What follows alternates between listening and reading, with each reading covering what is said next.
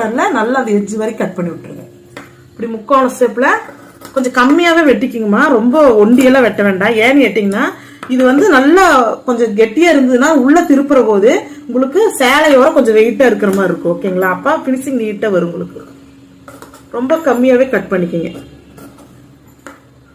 இப்படி கட் பண்ணி எடுத்ததுக்கு அப்புறமா நான் உங்களுக்கு காட்டுறேன். இப்ப இந்த ஓரமா அடிச்சமல்லங்க இந்த பெரிய தையல் வச்சு அதையும் மட்டும் பிரிச்சு விட்டுறணும். இது பிரிச்சு விட்டாதான் எனக்கு திருப்ப முடியும். நீங்க கார்னர் ஃபுல்லா இது ஃபுல்லா பிரிச்சு விட்டுருங்க.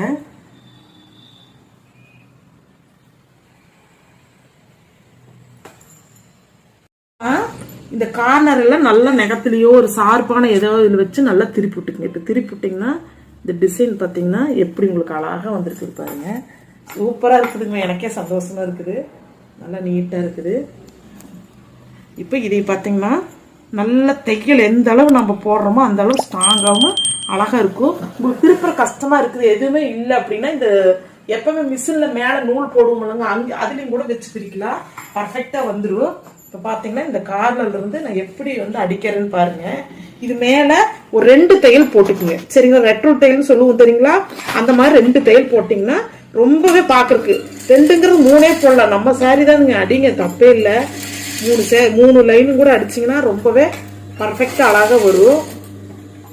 நான் ஜிக்ஸாக்ல அடிக்கிற போதும் கூட எனக்கு இந்த அளவுக்கு சந்தோஷம் கொடுக்காது. எனக்கு இது ரொம்பவே பிடிச்சிருக்குது. இனி நான் எல்லா சாரிக்கும் இதே மாதிரி தான் அடிக்க போறேன் பார்த்துக்குங்க.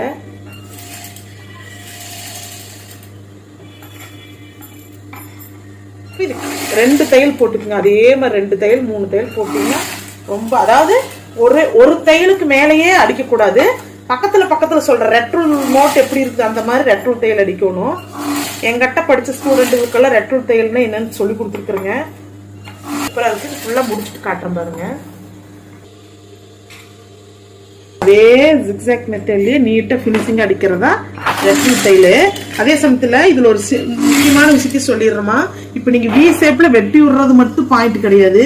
அந்த வி ஷேப்ல வெட்டி விட்டுட்டு இந்த கார்னர்ல வெட்டலினா இது திரும்பாதுமா, அப்படியே ஸ்டக் ஆகி நின்ன மாதிரி நின்னுக்கும். அது பின்னாடிக்கிற துணியெல்லாம் வெளியில எழும்பிட்டு வரும். அதனால நீங்க ஜாக்கிரதையா அந்த பின்னாடிக்கிற துணியை நல்லா அது எட்ஜ் வரைக்கும் வெட்டி விடுங்க. சரிங்களா? அதே மாதிரி இந்த ரெட்ரூல் தையல் போட்டீங்கன்னா உங்களுக்கு பினிஷிங் நல்லா கொடுக்கும். அது பாத்துக்குங்க. பாத்தீங்கன்னா ரெட்ரூல் தையல் போட்டு நீட்டா பினிஷிங் இருக்குது. நம்ம இன்னொரு தையலும் கூட போடலாம், வேண்டாம் ரெட்ரூல் தையலே போதும். ரொம்ப பினிஷிங் சூப்பரா இருக்குது பாருங்க. நல்லா இருக்குதுங்க. இன்னும் நாமளும் இதே மாதிரி தான் தைச்சு போடுவோம். என்ன ஒரு 5 நிமிஷத்துல அடிக்கிறது ஒரு 1/2 மணி நேரம் ஆகுது. பரவாயில்ல விடுங்க, அடிச்சிடலாம்.